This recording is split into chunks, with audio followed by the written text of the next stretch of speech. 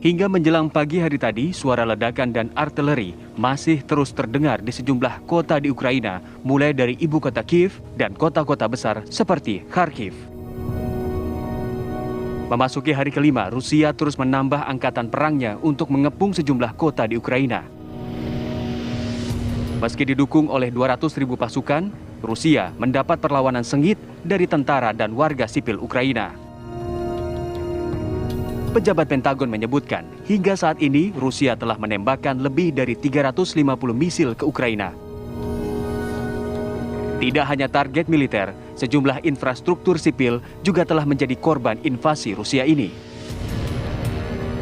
Meski belum berhasil menguasai satu kota utama, Rusia tampaknya belum berniat menghentikan invasinya. Bahkan kemarin, Presiden Vladimir Putin telah memerintahkan kesiagaan persenjataan nuklirnya. Sementara di sisi lain, Presiden Ukraina Volodymyr Zelensky mengaku tidak akan mengalah terhadap aksi agresi Rusia tersebut. Meski mempertahankan sikap tegas, kedua utusan dari Rusia dan Ukraina telah sepakat untuk menggelar negosiasi yang akan dimulai hari ini di Belarusia. Menurut catatan Badan Pengungsi PBB, sejak perang dimulai, tidak kurang dari 400.000 warga Ukraina telah mengungsi ke sejumlah negara tetangga. Ancaman krisis kemanusiaan ini telah mendorong sejumlah negara untuk mengutuk keras agresi Rusia ke Ukraina. Selain memberi bantuan ke Ukraina, Amerika Serikat dan beberapa negara Eropa telah menjatuhkan sanksi ekonomi terhadap Rusia. Saat ini sejumlah perusahaan besar Rusia telah diembargo di pasar keuangan global. Bahkan bank-bank sentral Eropa telah mengancam akan mengeluarkan perbankan Rusia dari sistem keuangan global.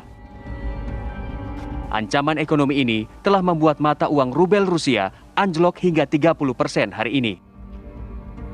Untuk mengatasi kepanikan, Bank Sentral Rusia telah menaikkan suku bunga acuan hingga ke level 20%. Presiden Vladimir Putin telah memerintahkan militer Rusia untuk menyiagakan senjata nuklir mereka. Langkah ini ditempuh Putin setelah pernyataan agresif beberapa negara anggota NATO.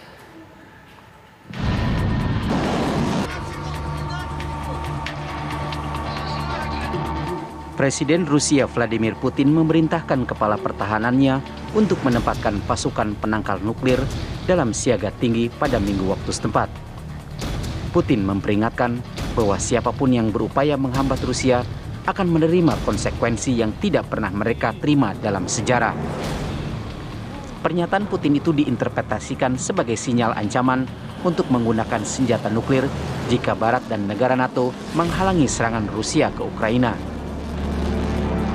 Уважаемые коллеги, вы видите, что западные страны предпринимают не только недружественные действия в отношении нашей страны в экономической сфере, я имею в виду нелегитимные санкции, о которых все хорошо знают, но высшие должностные лица ведущих стран НАТО допускают и агрессивные высказывания в адрес нашей страны. Поэтому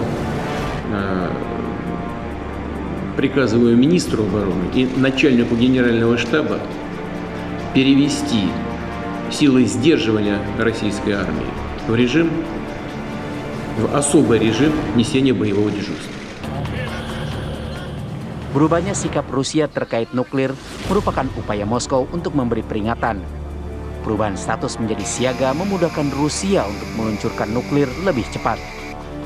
Namun, bukan berarti sekarang mereka bakal langsung meluncurkan senjata nuklir. Rusia memiliki cadangan nuklir terbesar di dunia. Tapi NATO juga memiliki senjata nuklir yang cukup untuk menghancurkan Rusia. Langkah Putin tersebut tampaknya merupakan upaya menghalangi bantuan NATO untuk Ukraina.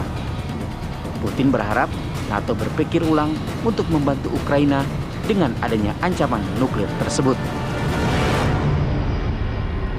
Тревога, угроза нападения воздушного противника.